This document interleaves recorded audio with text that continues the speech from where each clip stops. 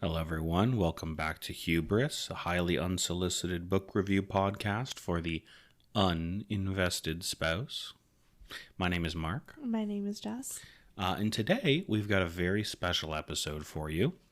You see, Jess has read a ton of books this year, as that is the premonition. That is the premise for this podcast. You know, Jess so far this year has read over 220 books. But we thought it'd be interesting just to talk about the books she's read this month.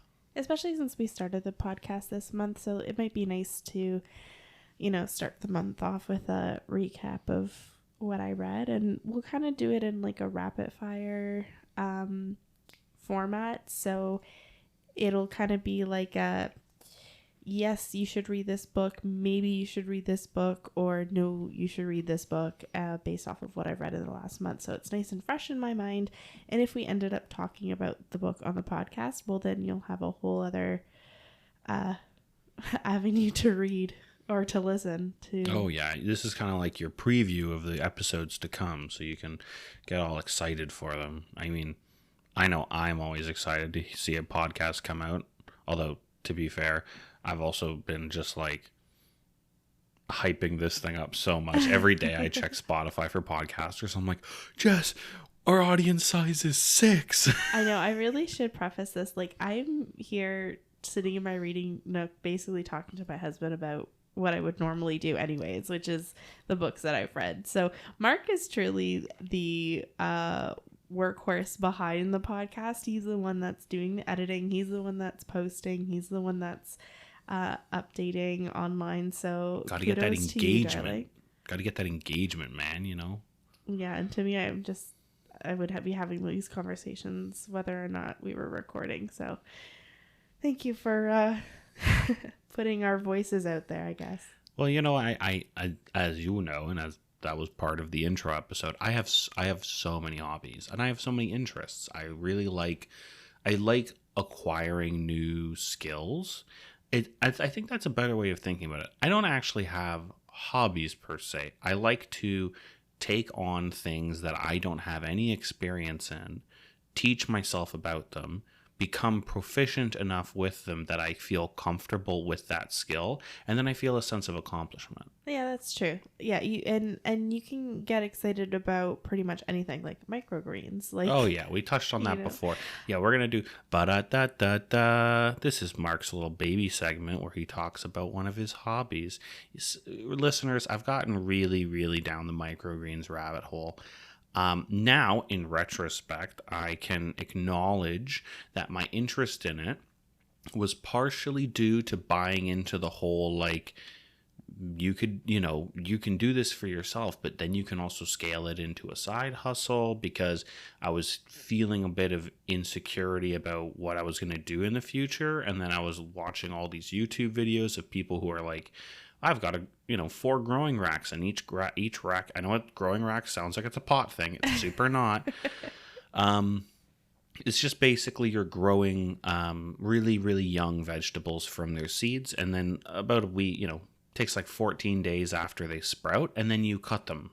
You would see microgreens as like a topping on like at the we go to a fancy restaurant. It's like the little tiny greens that are on top of like a piece of salmon. Like that's what a microgreen is. But the whole idea is that because the plant is so young, all the nutrients from the seeds have been condensed into the body of this very, very young plant. And in terms of like nutritional value, pound for pound, they're like 10 to 40 times higher levels of nutrition per same weight of vegetable versus like their full grown variety. So they're like a health food, right? People grow them, or they buy them and they use them in smoothies and stuff, and they're full of vitamins and like, yeah, they are really good for you. But like, I was getting really interested on the business side of things because it's super scalable, doesn't take much to start up, and then you could grow it yourself and ostensibly sell it.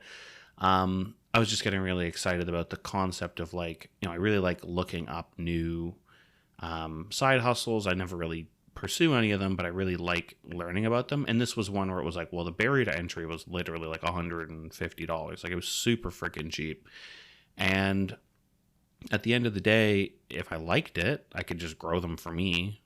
And if I ever wanted to sell them, that was always an availability for me. So, and I also like educated myself on like regulations for what does it mean in Canada to sell vegetables and what are the laws about that and what would be required. Like it was like that was all new information I was learning, and I felt really good about that. So that was one of these like down the rabbit hole. And then once I accumulated all the information and I actually and all the stuff for it, and I bought all the stuff for it, I literally, it's like the thing is once you start once you grow them, they're plants. So it's like you grow them and then you have to water them every day for like 14 days until they're done. So it just so happened that I was away for conferences for work for like 14 days and I couldn't start it. And then when I got back, I knew we were going to go away for the long weekend. So I wouldn't be able to water them then. So I didn't start it then. But it's like pretty much when I get back from the long weekend, I'm going to start it up and see how they go. Yeah, but we started a podcast instead, so yeah, exactly. Now this will probably take. I also have ADHD, so my brain is always just picking things up and dropping them down all the time. Yeah, and as you heard, he is very passionate about what he does, so he can go off on tangents for about pretty much anything. So yeah. the fact that this is supposed to be me kind of going off on tangents, it's kind of funny how we ended up setting up the podcast this way. Well, I think what we can do, and listener, you can leave it in the comments whether you think you'd like to hear this or not.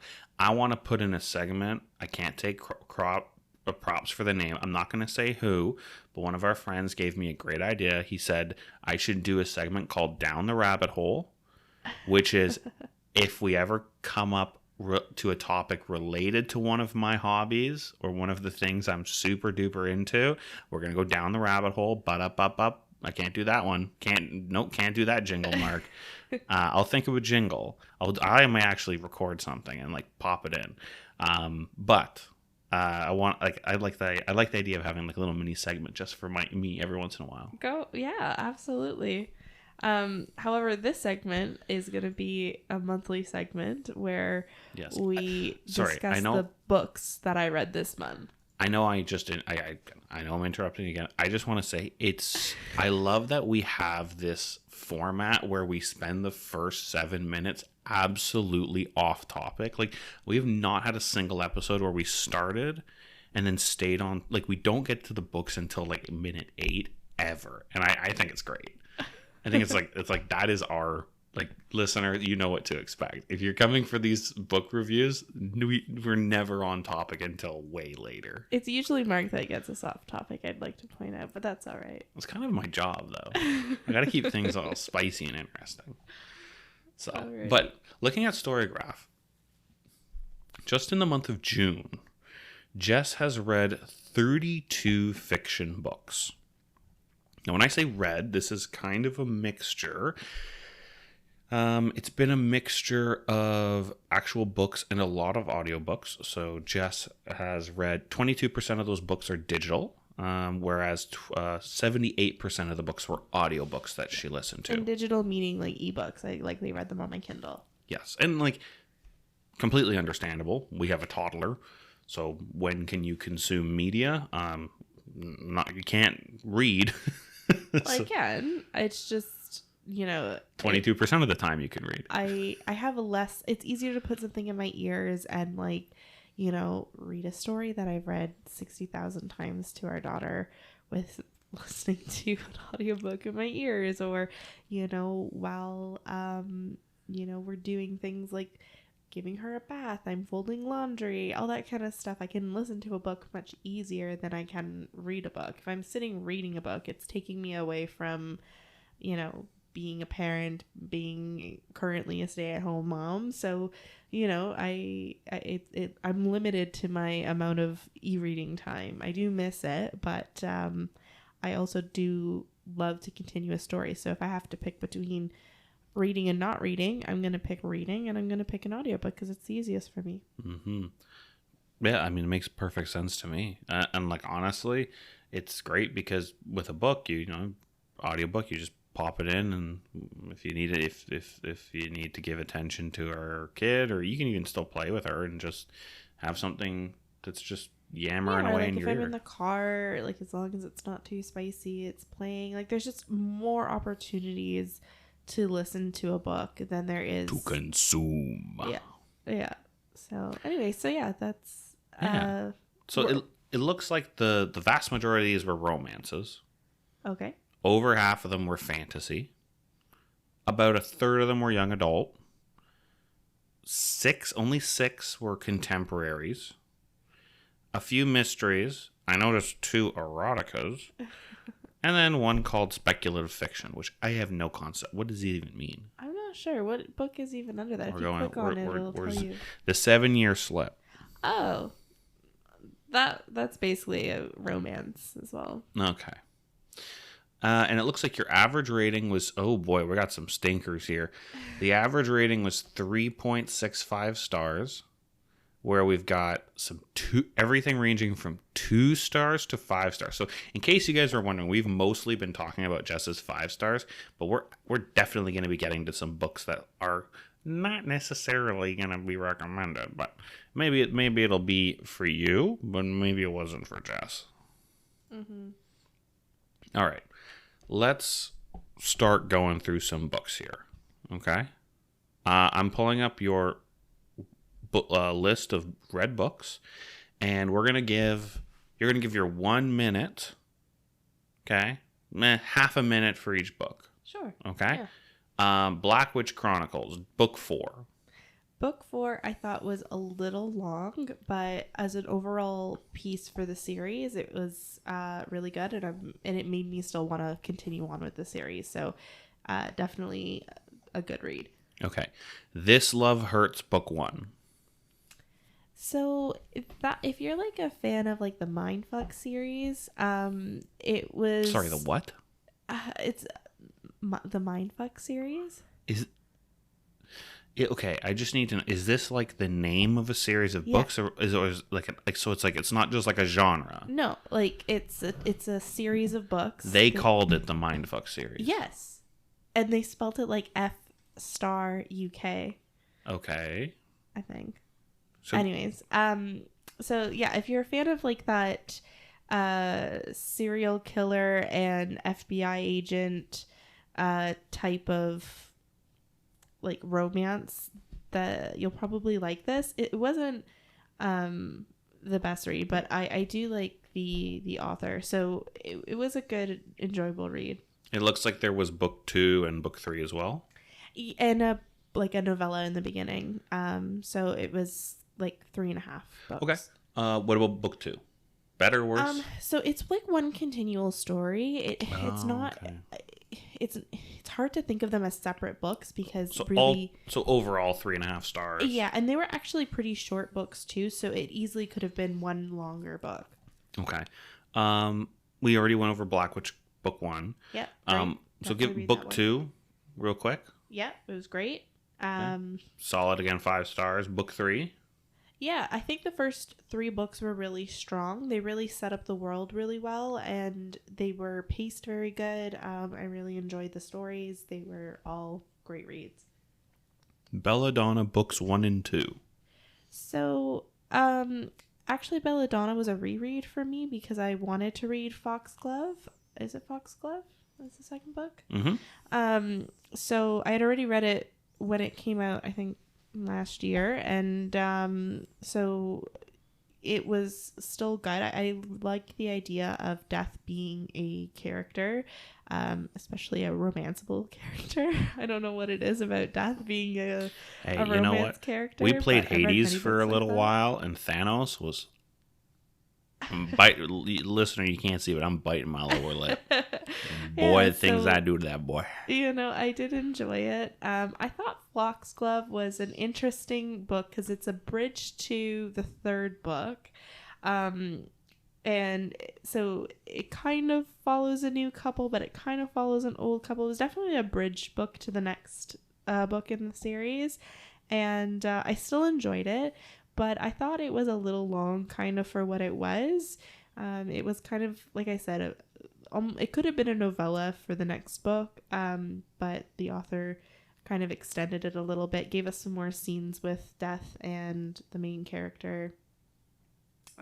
don't remember her name right now. Oh my goodness. That's fine. But yeah, it was Overall, pretty good. overall good series. If you definitely will still read the third book when it comes out.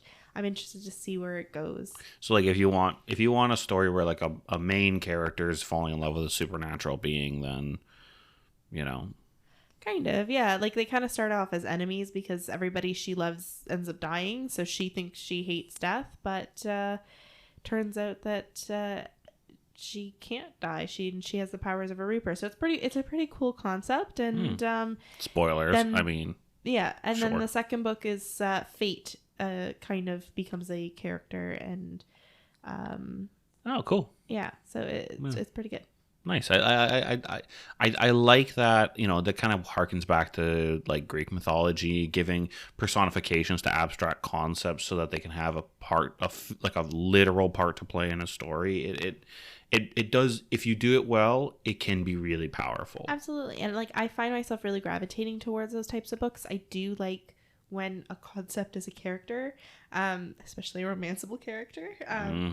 It just, there's something about it, especially since it's taking something that is pretty common in our everyday life and making it like a person. So I've always find those types of books really good. Kind of a plug-in for The Invisible Life of Addie LaRue. That book was phenomenal. And again, death is a character in the book and was honestly one of my favorite parts of the book. So I think that's on this list, so we'll probably it's not on this list, no, because I read it months ago. Oh, okay. So then that's a good one. Invisible Life of blah blah blah boo. Addie LaRue. You heard it here, folks. Really good audiobook too. Awesome. Well, we'll get that plug. We'll definitely do that for like a full episode then if you really liked it. Okay, now we're fair warning to everyone here, if this isn't something you want to listen to, the erotica you read, To Be Claimed, books 1 and 2. Actually, I think it's a 3-part series. I read all 3. They're really good if you like a shifter romance. Jess, you're definitely going to need to explain more than just saying shifter romance. I mean, for people who are into erotica, they know what I'm talking about, but a shifter romance is basically like a werewolf alpha character. Is this the one with the pheromones and you've been marked? And yeah, so like if you're fanfic, if you're into fanfics, it's kind of like an Omegaverse. Not really. I find with actual literature, you're not going to find an Omegaverse the way that you do in fanfiction. The closest thing you're going to find is a shifter romance, which is usually one or both characters are werewolves, and then they can either turn into a wolf or they have these they're like these heightened abilities because of this shifter gene that they carry or whatever, and it usually just adds in some extra spice to your smut.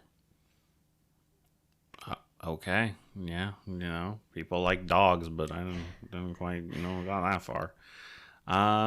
Okay, the Never After series. I don't know how many of them you read this month, but I see book 4 here. I think I read 2 this month. So I read Scarred, and I enjoyed that one. Going into it, I didn't realize it, but it's basically a Lion King retelling. So, and I didn't know that. It just said that there was like 2 princes, and the summary just didn't really come off. So it's a story of Scar? Yeah, like Scar is the main character. And I enjoyed it for what it was. Was it the best book I read this month? No, but I really enjoyed it as a standalone. And that was what, book 3? I can't remember the order of that book. That one, the order doesn't really matter. They're all just kind of fairy tale retellings. But so this was book 4. This was Twisted. You gave this a 2. I really just didn't. I just didn't like it. I really liked the series, so I had high hopes for this one. This one's like a Jafar fairy tale retelling, and I just didn't like the characters, and I thought that as a fairy tale retelling, it's not that bad. It's just I didn't love the characters. I didn't find that they had a lot of chemistry between the two of them. And I actually took a long break from it and went back to it and kind of finished it off because I was so close to being done. I think I was like 65% done the book. So I was like, I'm 65% and I'm more than halfway done. I'll just power through it. But I really had to kind of force myself to finish that one. All right. Well, we're going to go from that, rocky road to a golden pathway walking through a meadow, an absolute delight. Ladies and gentlemen, we're talking about manga time. We're talking about Seventh Time Loop. The villainess enjoys a carefree life married to her worst enemy. Actually, that's a light novel. That's not a manga. Oh, well, great. Even better. Yeah, so I love that series. That is, again, the second time I've read that book. It was my second book that I picked up as a reread this month. And honestly, it was because I missed the series. The next book, I think, is the fifth or sixth light novel, is coming out in September. And we should preface this by saying that this show has it's on Crunchyroll. I'm just saying anime, yes. There's an anime on Crunchyroll, which is really good. It is really It's good. a really good romance. The characters are funny. They play off each other really well. Like sometimes you get like these generic love stories where it's like, oh, you're trapped in a marriage of convenience with the Duke and blah, blah, blah, blah, blah. And then the Duke's a bad guy, but then you melt him and he becomes a teddy bear, falls in love with the main character. They do it really well. The characters have depth. They're enjoyable to watch. Really funny, lots of laughs, and not just like funny for the sake of like dumb gags. Like you get a lot of fan service in anime. It was done well, and then so from there, Jess read back on the light novels, and they were also fantastic. Yeah, and they follow the anime pretty well. So if you aren't into or you don't want to necessarily pick up a light novel, but you maybe are interested in the story, and anime is a great way to kind of get through it pretty quickly. But yeah, I'm actually rereading the series right now, not like actively. It's more like when I kind of want to pick up something on my Kindle, but I don't feel like reading what I'm currently reading. It's kind of like an in-between read for me. Nice. Palate cleanser. Nice. 7 Year Slip, 4 stars. 7 Year Slip, I went in this book completely blind. I didn't really know what it was about, so I was like kind of surprised that it was kind of like a magic realism a book about an apartment that basically could take you 7 years into the future, 7 years into the past, and it's a romance. And like I said, it wasn't what I was expecting going into it. I thought maybe it was the two characters met each other and then 7 years ago, and they, for whatever reason, their romance didn't work out and they re-met. That's kind of what I thought it was based off of the title. So it was different than what I thought going into it, and I enjoyed it for what it was. Especially since I think the characters, you were able to see the characters develop over those 7 years. For the good and for the bad, and I appreciated that. Like, I thought it was a decently written book, and I enjoyed it. Nice. We've got the Serpent and Dove series. Oh man, I really wanted to like that series. Really, really did. And again, I had to kind of force myself through it. It did get better towards the end, and I started book 2, but I had to drop it. It just wasn't for me. The writing was good. It's just something about the plot just wasn't working for me. Okay. How about The Paradise Problem, Christina Lauren? I love Christina Lauren's books. They're a duo. There's the duo author, and they usually write some of my favorites for funny romance books. But this one, I really had to slog through it. I didn't love the build up in the beginning, and it kind of got better towards the middle and end, but it just was not jiving for me, and I kind of had to force myself to finish it. And honestly, I think if this was the first book I picked up from them, I probably wouldn't have finished it. I kind of pushed through because I do really love them as a duo. Okay, all right. Yeah, we'll probably see a couple more Christina Lauren books here, listeners, when we get through to some of our other reviews. This one's not a book. This is Until the Ink Runs Dry. Oh, that's a fan fiction. Yes. That was a great fan fiction. It's actually just letters between. It's a Hermione fan fiction, so it's letters between there we go. Draco and Hermione while Draco is in Azkaban, and Hermione's trying to get him out. This is like post-war. Yeah, you were telling me about this. And it was great to see them from the beginning, like Draco barely even wanting to respond to her, to them falling deeply in love, and then basically him coming to live with her once Hermione got him out of Azkaban. Spoilers. So yeah, it was really, really good. It was a really good romance, and I have a soft spot for letter writing in books, especially if it in fan fiction. Often that sometimes an entire fan fiction will be written as just letters back and forth, and it's just something that I really, really, really love. Well, and if any of you, because this is going to be a special episode coming out next week for at the end of June, but for anyone who's interested, we're going to have an episode coming up where we're going to be talking about a Draco Hermione fan fiction. It's going to take an entire episode. We're going to go deep dive into it, talk a lot about fan fiction in general. So please tune in for that because it's going to be an awesome episode. Jess was super excited to talk about it. I love fan fiction. For good reason. It's great stuff. Okay, Geekerella.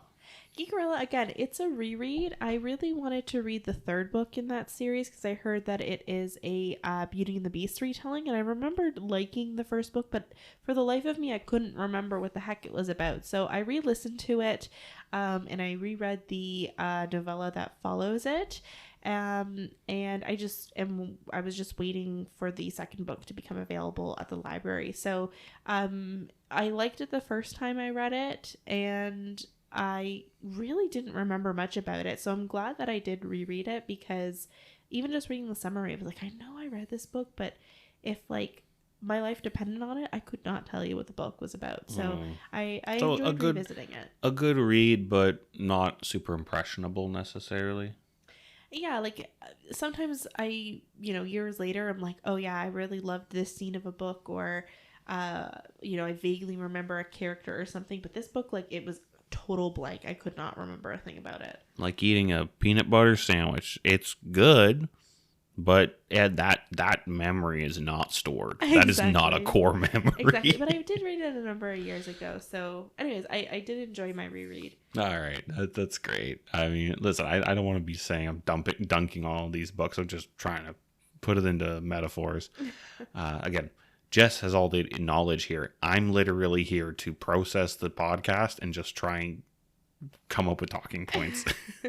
Okay, Kidnapped by My Mate, the book series. You've got book 1, book 2. Is there another book?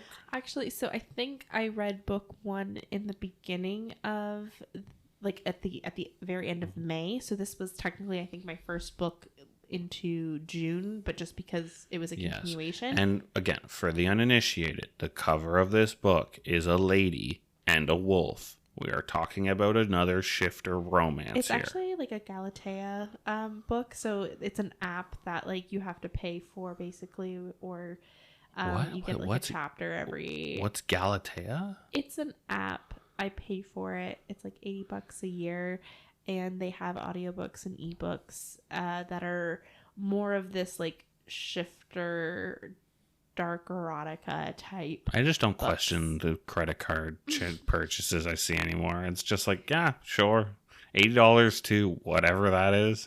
Yeah, no problem. Yeah, I mean, there is a free version of it where you just basically have to wait. Like, nobody likes freemium. Who wants to wait that long? Like, some of these books are like 80 chapters long. It would take you forever to finish the books that way. All right. So we talked already about the Once Upon a Con series. So Once at Midnight is book 1.5 of the Geekerella series. So we already talked about that. Reimagined Fairy Tales book number 1, Second Star to the Left. Oh, so that is a Tinkerbell Captain Hook retelling, which I love Captain Hook retellings. Whether Tinkerbell or Wendy is the love interest. I was a huge Once Upon a Time fan when the show was out. So I do love me a good Peter Pan retelling, specifically with Hook as the main character. But this one, it took me a really long time to kind of get through. I feel like I got to, again, that 75% into the book, and it was just kind of like, okay, this is very predictable. Like, let's kind of speed this up and get to the end. So although I did enjoy it, I think I just perhaps you've read so much that for, like, again, it's a peanut butter sandwich. If people haven't eaten a peanut butter sandwich in a while, they're like, oh my god, this is fantastic. But if you've been eating desserts beautiful romances that have been like pastries, and then you go and see a peanut butter sandwich. You're like, I mean, you're still good. Yeah. You're always going to be good, but like, I think I just read way too many fairy tale retellings in the last, like May was almost all fairy tale retellings. So I think I was just losing a little bit of steam with them. And it honestly, nothing about the book. It's just, I was reading too much of the same stuff, and you can have too much of a good thing. If you are on the same type of book, you know, even if it's a really good book, you kind of get bored of the same thing over and over again. So I really have to I'm a mood reader, so I have to kind of watch when I'm reading too much of the same thing, or, you know, if I need like a thriller to palate cleanse when I'm reading, or just a contemporary romance just to get me out of the, you know, dribble of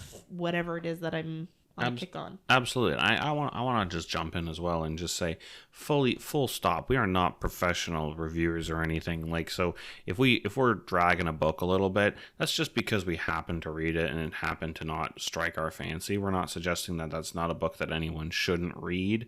I'm sure many people would have loved, and many people did love those books. I should also point out that Jess in particular she's a very particular person with a very particular set of skills, and what she does is she assigns in her brain. She doesn't do this; her subconscious does this. Her brain assigns an expectation for the book.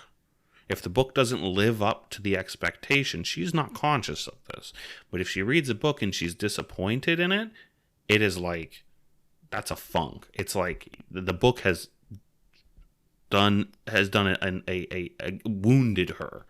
So it's very, you know, some of these scores, it's like if she was expecting more from the book, it might have been a great book, but if it didn't give her what she expected, not gonna like it. So, and that's fair. Well, it doesn't necessarily mean I don't like it, but like if I'm going into a book, let's say from an author that I really love, and almost all of their books have been like 4 or 5 stars for me, and then I read a book for them and I just really don't like it, like it's disappointing, right? Because you have high hopes, you have high expectations when, you know, you feel like you're going into something that you're really going to enjoy. And yeah, it does take the joy out of reading a little bit when you don't enjoy it for whatever reason. But also, this is my opinion. Like, I am just one person of thousands who have read most of these books. So if this is your favorite book, like, don't listen to me. Like, this is just what I thought. If this is your favorite book and you want to fight Jess in a parking lot, come in the comments. Oh God. Okay, so we've moving right along. We've got, what about Wild Love? You rated this one pretty great. I don't usually like. Was it the cowboy one? This isn't the cowboy one, but the author has like a whole bunch of like rancher type style books. So this is like kind of a rancher book, but it takes place in Canada. And although we're Canadian, something about reading books that take place in Canada kind of takes me out of the book a little bit, because I can't suspend your disbelief to pretend you're in Alberta. A little bit, especially if it's somewhere that I visited before. I'm like, I've seen this place, like, and it's not romantic. And it's not to me. So yeah, we went to the dazzling downtown Toronto Broadway line. It's like, no, it's not. Actually, now that I'm thinking about it, I'm not even 100% sure that this book takes place in Canada. I did read a book that I'm thinking about that took place in Vancouver, but now I'm doubting myself. Is this a Canadian book? Hold on. We're looking desperately in the description. Okay. Doesn't say anything. Well, ignore everything I said. I can't remember if it actually takes place in Canada or not. But it is a like brother's best friend type of romance, which again is usually not my stick. But I really enjoyed it, and I thought the character development was great. I thought that the romance was realistic. Like, it made sense. And it really, I really also enjoyed the audiobook, so it was a great listen. Okay. Starling House. I really wanted to love Starling House, and I got about 40% into the book, and I just could not keep going. It just, something about the main character I just didn't love, and every time I started listening to it, I'd get like 10-15 minutes into the book, and I'd just like be like, I can't listen to this, and I'd turn it off. So I ended up dropping it, but I was kind of disappointed because I was really looking forward to it. Dang. Well, that might be the only book on here you didn't finish. When the Moon Hatched, Moonfall, number 1. So I just finished that book, and it's not a bad book, but something about it, I think it's just the way the characters interacted with each other felt like every single time they would have a conversation, it'd be like something else happened, and it's like, okay, we'll get back to that conversation, but like the author did it like 6 times for the same conversation. It's like, okay, so when are we going to actually talk about this? And then by the end of the book, some of those conversations never even occurred. So it just felt a little like, you know, plot for the sake of plot, and it was very long. It was a 20-hour audiobook, and honestly, I just don't think it accomplished what it could have accomplished with that many words. So for that sake, I was a little bit disappointed. I don't know if I would read the next book in that series if it did came out.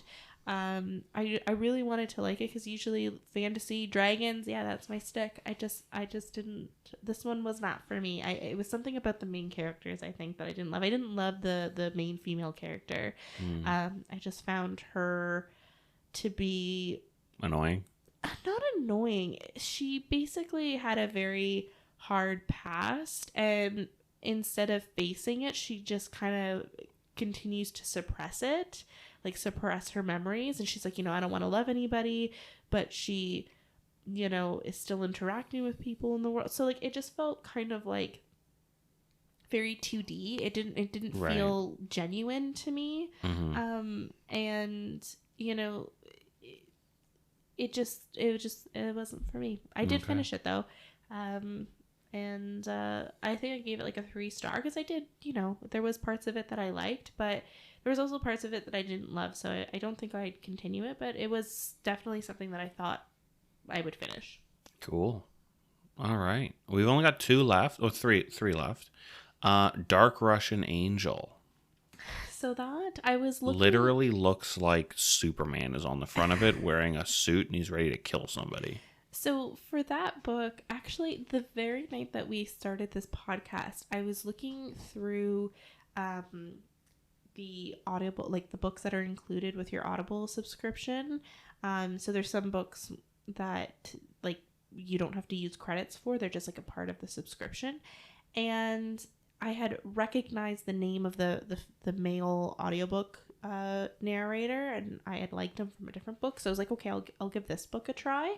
But that was kind of like a fluke read that I just needed kind of something, again, like a palate cleanser. This book took place in Canada, for sure.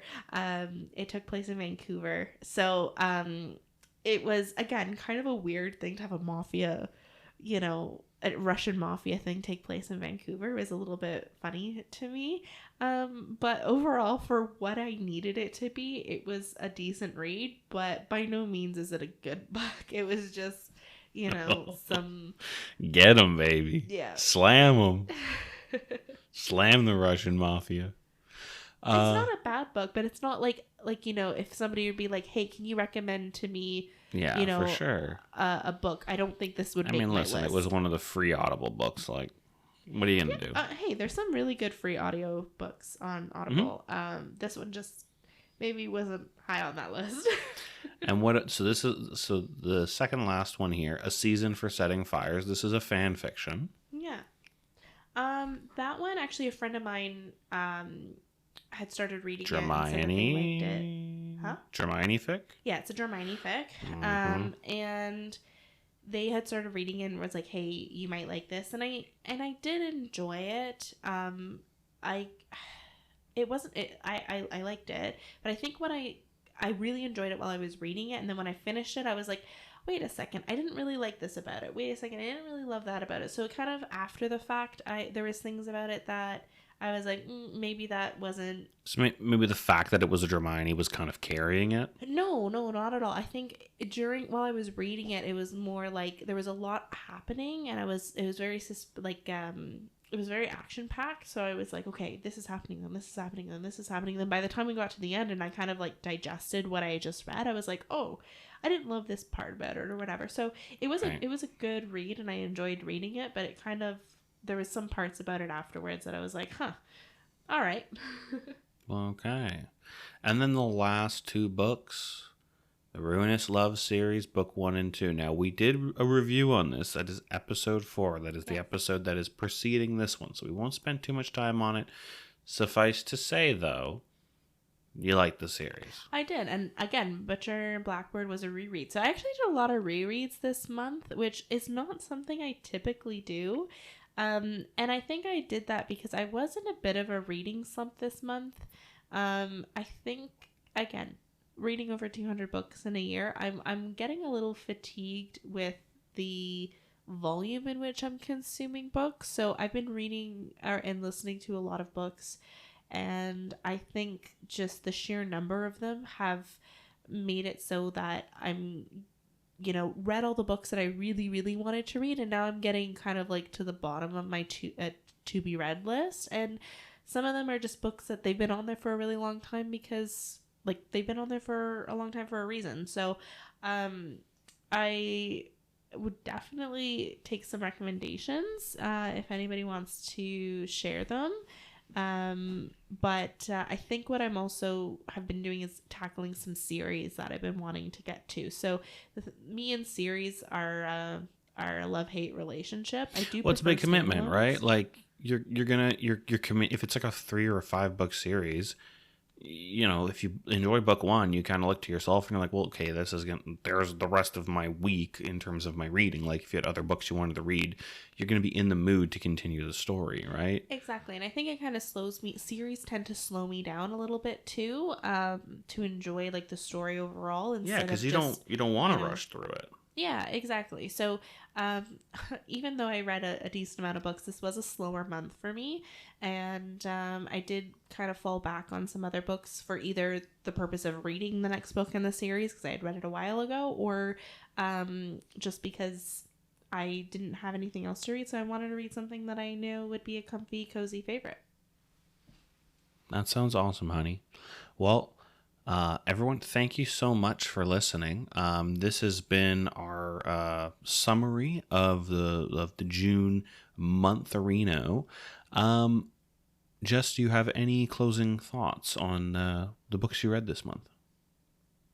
I think out of all the months so far this year, this has been the weakest in the sense of like, usually there's like a good chunk of books I could be like, I really enjoyed this book. I really enjoyed this book. And a lot of the books that I read this month were kind of, I'd say I enjoyed them while I was reading them, but they don't stand out too much in my mind. So, but that's the thing. Not all books can be 5-star books. And if they were, then, it wouldn't It wouldn't be not meaningful. All 5 stars. They're all just, that's your average. So, I'm definitely looking forward to finding some books that I get really passionate about, get really into, and I will probably pick up a few more fan fictions as well, just to sprinkle it in for some variety, because that's always a good palate cleanser for me. And For sure, and I'm looking July and August will be, good reading months for me since it's the summertime. I do like to do some summer reads over the summer. But my maternity leave is ending mid-August, so that's ever stopped you. No, but I'm also interested to see, what returning to work, what that would look like for me and my reading. I probably won't be reading as much, and it might affect what I'm reading as well, because sometimes I do listen to books when I'm at work, when I'm doing data entry or whatever, something that's pretty mindless, but I'm not necessarily going to be listening to smut while I'm working. That's just not something that I am comfortable doing. So it'll be interesting to see how kind of my tastes change over the rest of the year. I'm looking forward to it, and I'm looking forward to talking about all these books with you, listener. Thank you so much for tuning into this episode of Hubris. We are aiming to put out episodes every Monday, so please tune in. send us a follow, comment, make a post. Any type of engagement's fantastic for us. We really appreciate it. You can, if you have any recommendations for books, you can email us at hubrispodcast@gmail.com. We also have a Twitter. We have a YouTube. Oh, and the podcast can be found in, like, I've distributed all over. So you can find it on Spotify, Apple, YouTube podcasts, on Google, although Google podcast is going out. It'll be gone by the end of the month. So, but yeah, a lot of different places you can find it. But thank you so much for listening. And once again, Jess, hit us with that classic outro that you do every time without fail. Happy reading, everybody.